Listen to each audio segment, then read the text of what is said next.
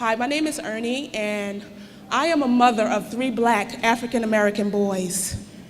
And my twins are 18, and my son is 26. And for them to leave the house, I'm a big supporter of Black Lives Matter. And for them, and I also have a daughter. So the reality of a mom with all these children in the community, in the heart of Philadelphia, doing so many things, the gun violence is real for me as a mother, because they can walk out just doing their own thing, minding their business, doing quality of life things, and get pulled over by the police. The policing policies have to stop. It has to be changed. It has to be changed to where the fact that if you have productive children doing productive things and not feel safe, if they're going to just drive over the bridge to Jersey, get pulled over with their hands up in the air, and still get shot. We need policies to change, because that's really a reality to me. What is your intake on that? Absolutely, absolutely. You know,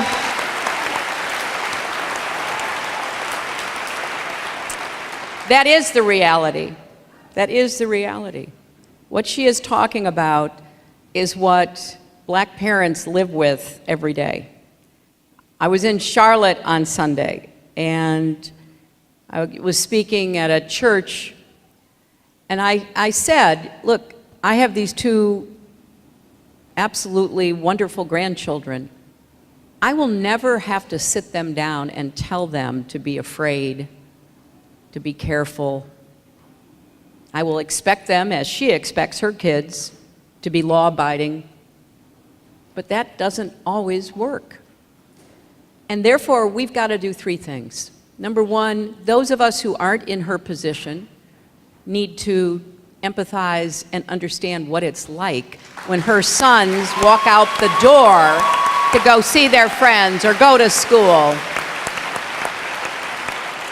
Putting ourselves in the other's shoes goes a long way in a country as diverse as ours to getting people to really, feel and experience what that is like.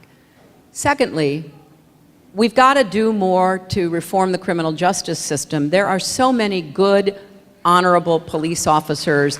They need our support. They need our backing.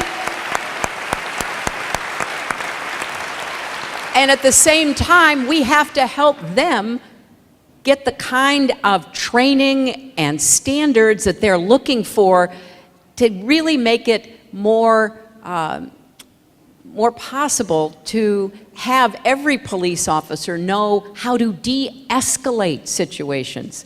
It is scary. And I met with a group of young African American men after church in Charlotte, and one of the young men, it was so impressive. He's a barber, and he started a program bringing young African Americans together with local police so they could get to know each other and break down some of the misunderstanding. And he said, as part of the training, he went to one of the simulating training experiences that police officers get. And he said it was eye-opening, because the first time he was part of a stop, he was a man in the driver's seat, a woman in the passenger seat, and he was part of the police stop as an observer, and he goes up to the window and says, show me your hands. And the man put his hands up, and then his role was to say, okay, step out now. And the woman picked up a gun from the other side of the seat and shot him. That was all simulated. So he said the next time he did a simulation, he was stopping a truck that was driving erratically, and the man in the front seat was being difficult, and he was saying, come on, get out of the car. And a young girl, 11-year-old girl in the car, the truck, picked up a stick, and this young African-American man said, I just automatically shot her. We need everybody to work on de-escalating situations, understanding what we all face, because remember, people are scared on both sides of those transactions. And it's important that we work with our communities and work with our police and do everything we can to try to create a bigger zone of safety. I met with the police chiefs of about 10 American cities, big cities. I said, what are your biggest problems? And they said, we are the people called when there are mental health problems.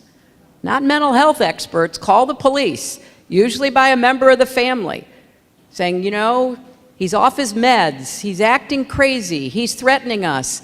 He said, they say, our forces don't have experience for that.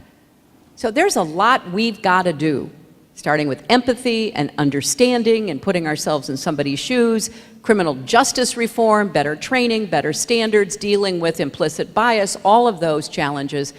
And then finally, to link the question from this mom to that mom, we got to get guns off the streets and out of the hands of people who are dangerous to the community and dangerous to the police.